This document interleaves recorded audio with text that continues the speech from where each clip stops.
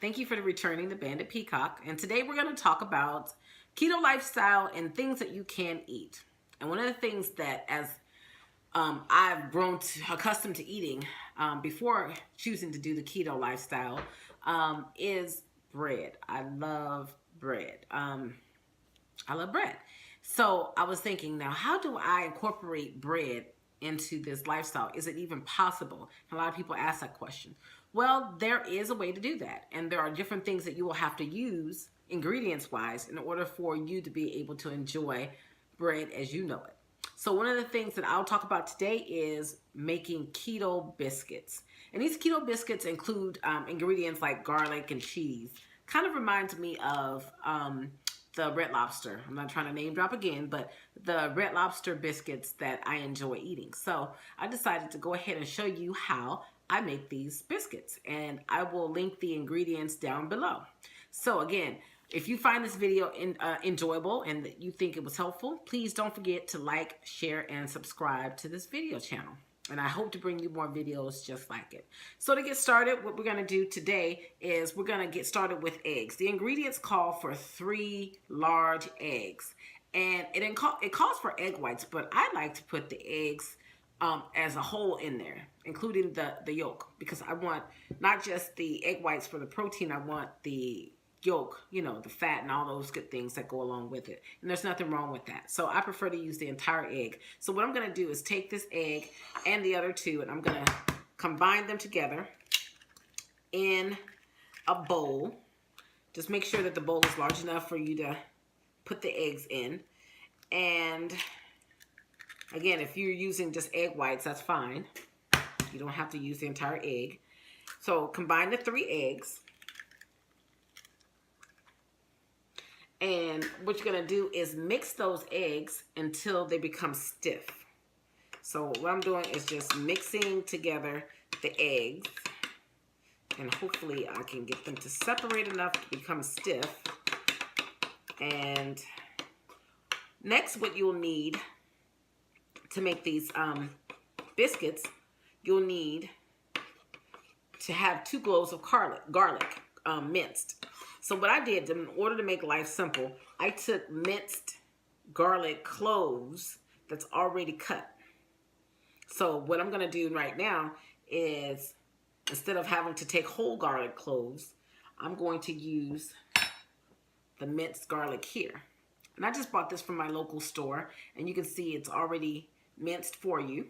And again, 1 clove is a half a teaspoon. 2 cloves obviously would be a full teaspoon. So what I'm going to do right now is take my teaspoon, and I'm going to take a full teaspoon, as you can see here.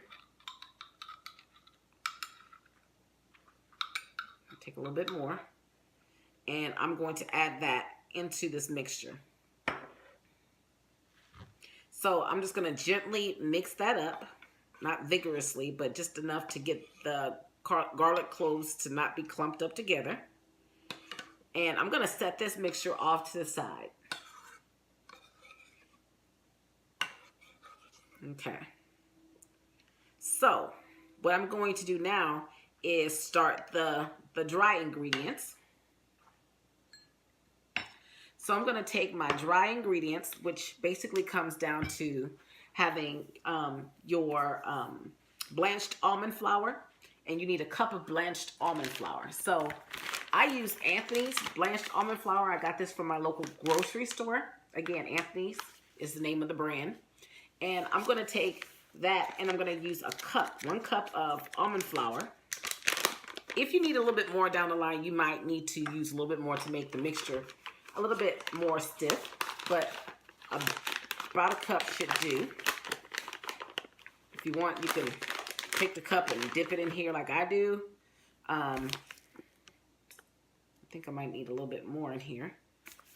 So I'm just going to pour a little bit more to top it off.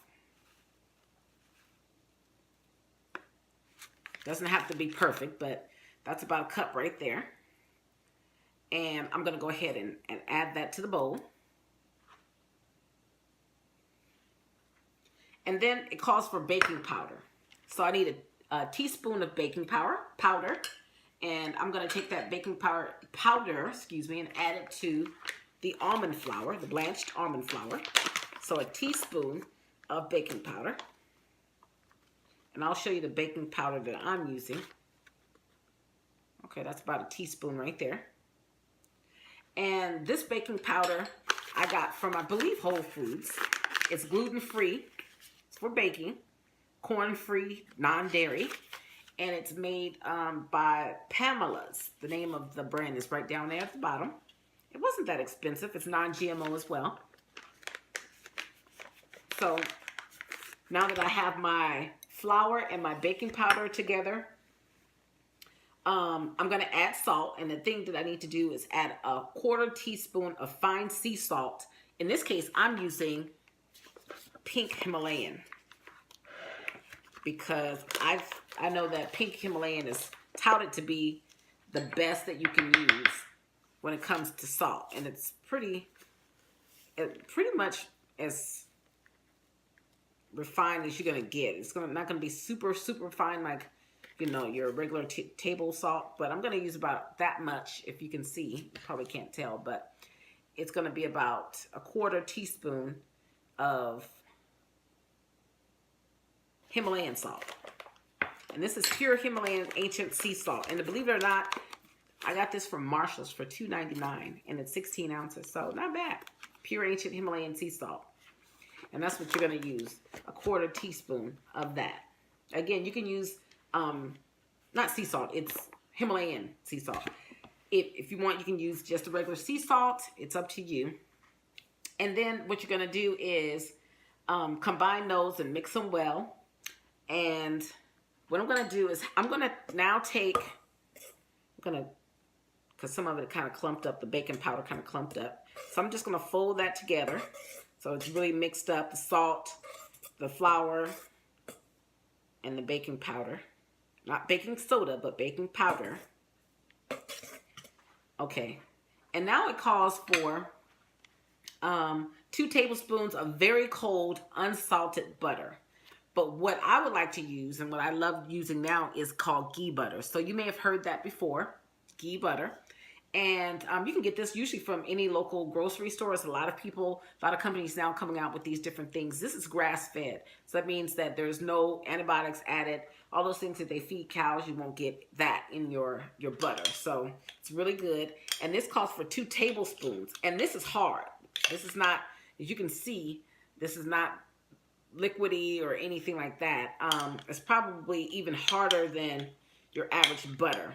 So it calls for, the recipe calls for very cold, unsalted butter, which is pretty much the same as this ghee. So there's about 1 tablespoon, and I'm going to go in for another. It's very hard. You got to use your muscles. And add another tablespoon of this.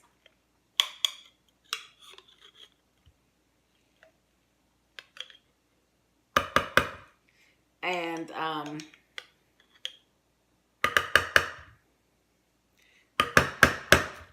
think I got it. Okay, I think that should be enough. And then what I'm going to do is just fold that in and try to separate that butter, because it is going to be lumps. It's going to be large lumps, and I'll show you what that looks like. If you can see here, it's kind of lumpy.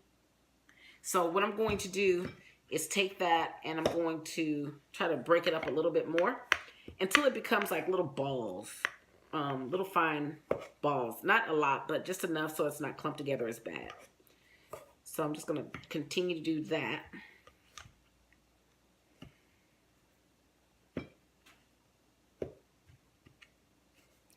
And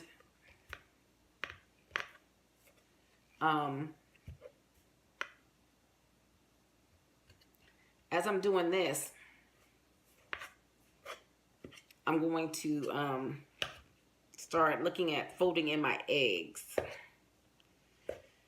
Again, the eggs, we use 3 eggs, large. I happen to use organic eggs, so I'm trying to use everything that I feel is healthy. I'm not trying to add any ingredients to my diet that are going to be too harmful to my system. I'm trying to reduce a lot of inflammation. I spoke about that in my first video, that my mom, she had rheumatoid arthritis, And I know that that can be hereditary. And I just want to make sure that I'm reducing my chances of having issues down the line. So I'm just mixing this together. And now I'm going to pour in my egg mixture, which was the eggs and the garlic all together.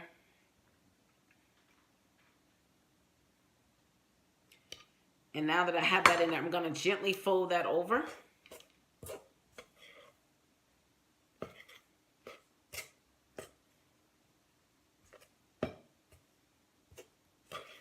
And I'm going to actually add a half a cup of cheese to this mixture too.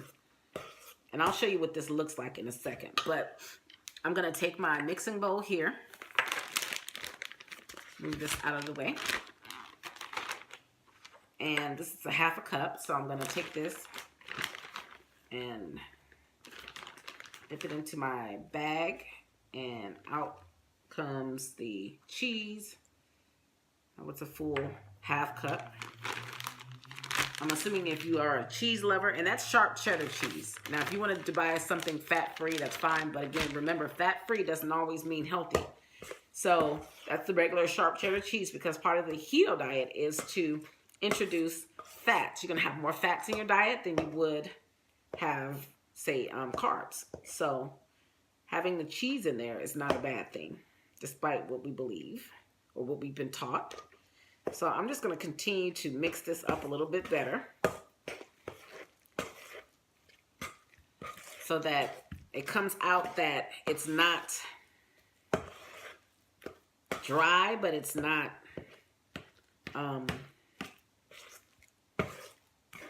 too wet, if you want to call it that. And you want to make sure that if it is a little bit too wet, you find that it's running.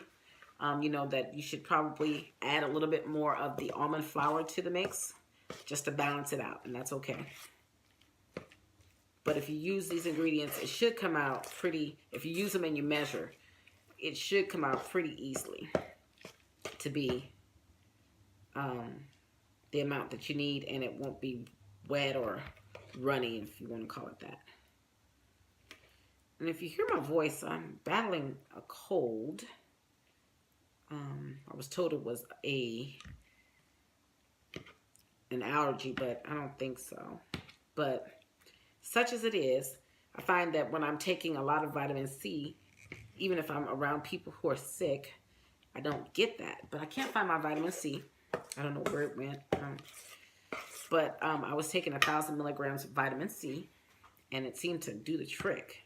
I was taking that every day. So, and I think that if you add vitamin C to your regimen, that wouldn't hurt, especially in the cold season as we are in right now. So I think that this is pretty well mixed, and I'll show you what that looks like now. So it looks like this, pretty stiff. It's not runny or anything like that. So now that I have all of my ingredients, including the cheese, what I want to do now, I'm going to push this off to the side. And I'm going to introduce the baking sheet. So you can use a baking sheet. You can use a muffin pan, whatever you want to use in order to make sure that your biscuits come out the way you would like. I have these collapsible type muffin, I guess you want to call them muffin pan type things. That way they're easy to clean. Excuse me, I think I got these offline. So you can go online and find these. I don't know if they sell them in stores, but you might be able to find them at your local Target or Walmart or maybe even the Dollar Tree. Who knows? But I know I ordered them offline from Amazon some time ago. I forget how much I paid. So before I start adding the mixture to the muffin pan, what I'm going to do is make sure, I'm using avocado oil. You can use coconut oil, you can use olive oil, but I just happen to have a spray version of the 100% avocado oil as non-stick cooking spray. So I'm just going to add that to the inside of my muffin containers. just so that the mixture doesn't stick. And I just squirted about 2 of those into this muffin holder. Now again, it's not bad that you're adding more oil because you want to have that good fat. So right now what I'm doing is just scooping or dolloping 1 tablespoon into each cup holder, each muffin holder. Ooh, kind of got that on the outside. I think I'll clean that up so it doesn't stick. You may want to use a, cover your baking sheet with foil, just so if you make a mess, you don't have to clean up a mess. Maybe easier. I find these cups are very handy because, again, once you bake in them, they do separate from the cup fairly easy. So you don't have to worry about doing too much. So that's pretty much it. I have a little bit more I'm just going to add to a couple of cups and call it a day. It doesn't have to be perfect, but it should make about 8 muffins when you're done. About 8 muffins is what you should get out of this. And I think this is more than enough for me. I don't want to get used to eating bread all the time, but when I feel like I want some bread, I can actually go in and make it, and I can enjoy it, and it's not something that I feel like I'm deprived from eating. I think everybody wants to make sure that they succeed, and when you deprive yourself of certain things and you say you're not going to do them, it just makes it more like you want to do that because I haven't had it in so long it's not going to hurt. Well, these taste really good. I'm just going to say that. So what I did, I set my oven to 400 degrees Fahrenheit. I have the baking sheet here with the muffin containers or bins, or my little muffin bins on top. And I'm going to go ahead and set them in the oven for 11 to 15 minutes or until golden brown. And what I'll do is I'll come back and I'll show you the final result. Okay, we are back. And now I have the finished product. And as you can see, I have the muffins, or if you want to call them biscuits, it's up to you. But it is, again, made from almond flour. And some of the other ingredients that I mentioned was the Himalayan salt. I had the baking powder. I also put garlic in there. I had some cheddar cheese, and I used some avocado spray and some eggs as well. So this is what they look like. And as you can see, let me choose one. You can see that they are a golden color. And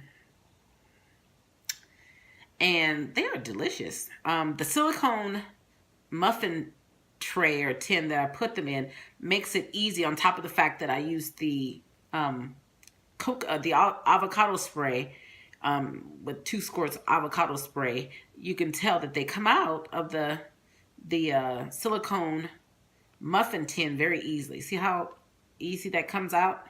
And they look like that under the bottom. They're still a little warm. Actually, they're pretty hot right now. And you can see there's very little left inside the muffin tin or the muffin tray itself. And it just comes out so good. And if I were to break this in half just to show you, it looks just like bread. It tastes just like bread. And it's very, very cheesy, as you can see. You might be able to see some of the cheese inside. Those yellow specks would be the cheese, as you can see. The yellow, of course, is very hard to see against yellow, but it does have a very good taste to it. And I mean, really, if you're looking to add this with a soup, or maybe even pair it with, you know, something else, you might be eating a sandwich, or maybe some steak or beef of some sort, or maybe even some chicken or whatever. It goes great with those different types of food. It does, like I said, it's a substitute for those breads that we normally would like to eat. And at the same time, it's healthy for you. It has some of the fats that you need to add to your keto lifestyle. And it satisfies you. And that's the biggest part for me. I need to be satisfied when I eat. I need to be happy and not feel deprived. And this recipe gives you all of that. So if you think that this is something you want to try, it's very simple. It takes about 10 minutes to prep. It takes maximum 15 minutes to cook. You could put it on the middle oven rack, or you could put it on the top. Depends on how hot your oven actually gets. Again, you want it to be golden brown when you're done. And you can see that these are golden brown. I know it's kind of hard to see it yellow and yellow, but these are golden brown. And it gives you that that biscuit taste that you sometimes crave, or that bread taste that you sometimes may crave. So go ahead and try this recipe. It's excellent. Again, if you like your what you see today, be sure to like, comment, and subscribe. If you have any questions, I'll try to get back to you as soon as possible. And I will leave the recipe down below so that you can actually try it yourself. And hopefully you're pleasantly surprised. So go get those ingredients today. Try it out. Let me know what you think about the recipe. Give me some feedback. And if you have a recipe that you've tried that you think, you know, maybe other people would like, share it with us and let us know how that is. And maybe I'll try it and show you what it looks like here on the channel. So I'll see you next time. Thank you for stopping by. And again, like, share, and subscribe. Thank you. Bandit Peacock, we're out.